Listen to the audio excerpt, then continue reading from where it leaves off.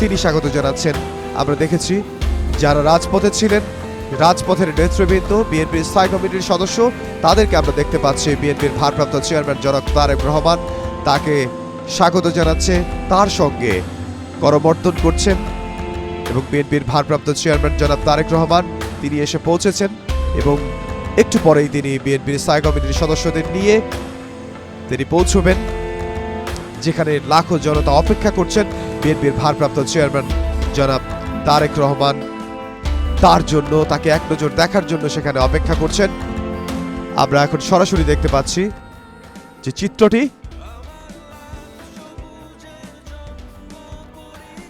এবং আমরা দেখতে পাচ্ছি যে আত্মীয় স্বজন যারা রয়েছেন, বিএনপি চেয়ারপারসন বেগম খালেদা জিয়ার যে বোন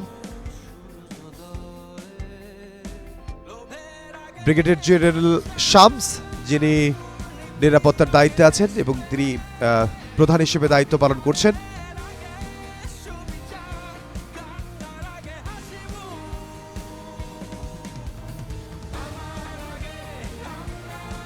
মেজর জেনারেল শামসুল ইসলাম খান তিনিও স্বাগত জানালেন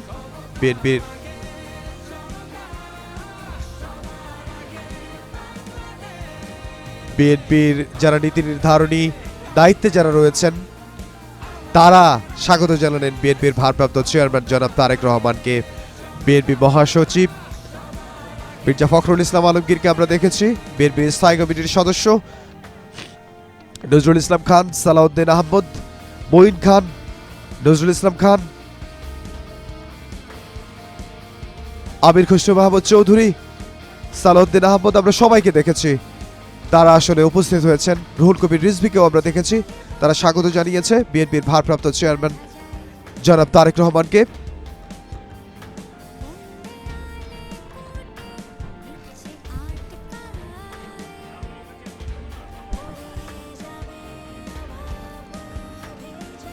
বাংলাদেশের তিনবারের প্রধানমন্ত্রী বেগম খালেদা জিয়ার পরিবারের সদস্য, বেগম খালেদা জিয়ার বোন,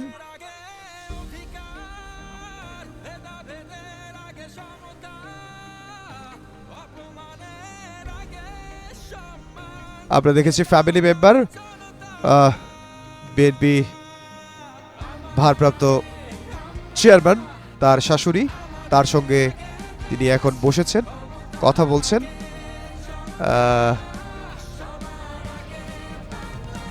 একটা ঐতিহাসিক মুহূর্ত আমরা দেখতে পাচ্ছি।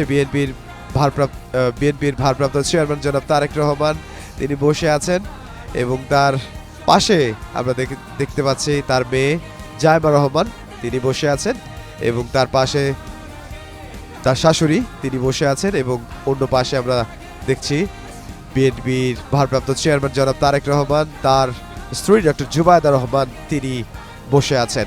তারা এখানে কিছুক্ষণ অপেক্ষা করবেন, তারা আসলে অপেক্ষা করছেন জনতার কাছে যাওয়ার জন্য, তারা অপেক্ষা করছেন জুলাই 36 এক্সপ্রেসওয়েতে যাওয়ার জন্য, সেখানে নিয়ে যাওয়া হবে।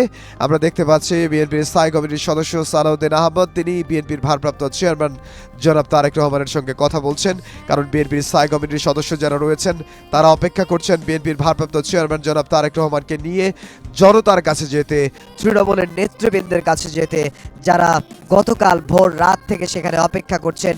লক্ষ লক্ষ জনতা তারা সেখানে অপেক্ষা করছেন বিএনপির ভারপ্রাপ্ত চেয়ারম্যান জনাব তারেক রহমান তাকে এক নজর দেখার জন্য, তাকে স্বাগত জানানোর জন্য, তাকে সংবর্ধনা জানানোর জন্য, তার বক্তৃতা শোনার জন্য। আমরা এই মুহূর্তে দেখতে পাচ্ছি বিএনপির ভারপ্রাপ্ত চেয়ারম্যান জনাব তারেক রহমান তিনি বাংলাদেশের মাটিতে পা রেখেছেন। তিনি বাংলাদেশের মাটিতে পা রেখেছেন আরো ঘন্টা দেড়েক আগে সিলেটে ওসমানী আন্তর্জাতিক বিমানবন্দরে তিনি এসে পৌঁছান এবং সেখান থেকে এবং আমরা হযরত শাহজালাল আন্তর্জাতিক বিমানবন্দরে সরাসরি দেখতে পাচ্ছি সেখানে তিনি লাউঞ্জে বসে আছেন এবং আমরা দেখতে পাচ্ছি বিএনপির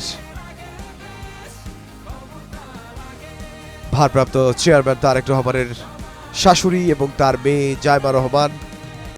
জায়মা রহমান তার নানুর সঙ্গে বসে আছেন এবং বিএনপি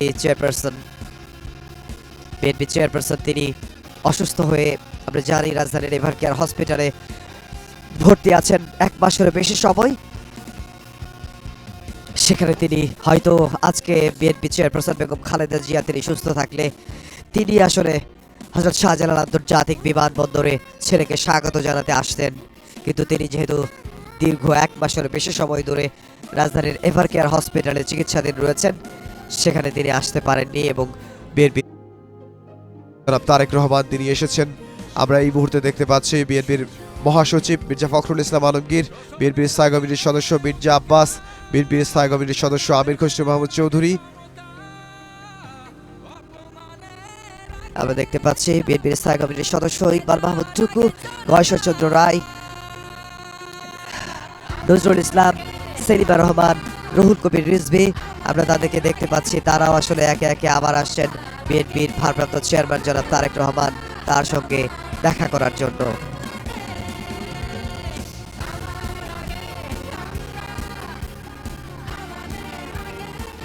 দীর্ঘ প্রতীক্ষার অবসান হলো, দীর্ঘ প্রায় 17 বছরের প্রতীক্ষার অবসান হলো। এই অবসান হলো বাংলাদেশের রাজনীতির একটা বিশাল পরিবর্তন, যে ঐতিহাসিক মুহূর্ত। এই ঐতিহাসিক মুহূর্তের সাক্ষী হওয়ার জন্য লাখো লাখো জনতা অবস্থান করছে জুলাই 36 এক্সপ্রেসওয়েতে। সেখানে তারা অবস্থান করছে এবং তারা সেখানে অবস্থান করছে বিএনপির ভারপ্রাপ্ত চেয়ারম্যান জনাব তারেক রহমান তাকে এক নজর দেখার জন্য। তারা সেখানে অপেক্ষা করছে তাকে সংবর্ধনা দেওয়ার জন্য। তারা অপেক্ষা করছে বিএনপির ভারপ্রাপ্ত চেয়ারম্যান জনাব তারেক রহমান তার বক্তৃতা শোনার জন্য। তিনি